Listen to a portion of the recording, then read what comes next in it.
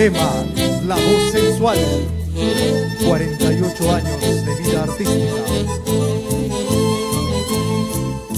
Cuando los hijos se van, el corazón de una madre sufre y llora.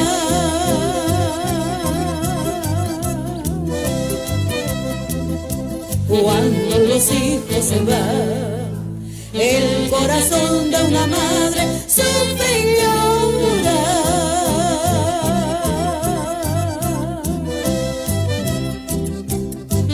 Uno se va en busca de sabiduría y otros en formar su hogar.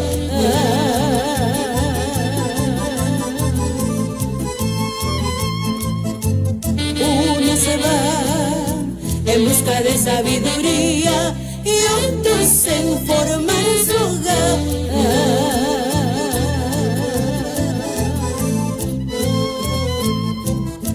Cuando los hijos se van, las madres debemos ser muy comprensivas.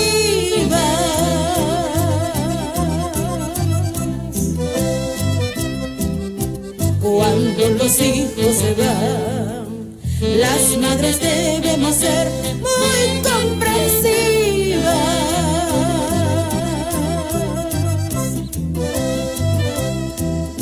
Y esa es la ley de la vida.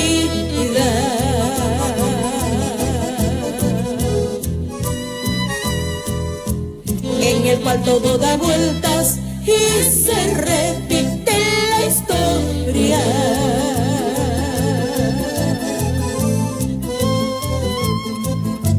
Esa es la ley de la vida.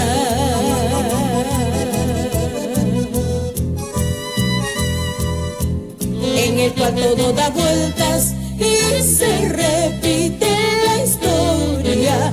Y se repite la historia. Por eso recuerdo yo con mucha tristeza cuando yo dejé llorando a mi madrecita. Por eso recuerdo yo con mucha tristeza cuando yo dejé llorando a mi madrecita.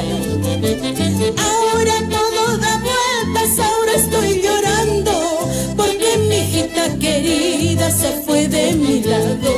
Ahora todo da vueltas, ahora estoy llorando porque mi hijita querida se fue de mi lado. Ay, qué triste cuando los hijos se van, nos dice Zulema con este bonito tema a ritmo de Mulisa. Cuando los hijos se van, y es así como damos inicio a este gran concierto por sus 48 años de vida artística de nuestra gran Zulema, la voz sensual.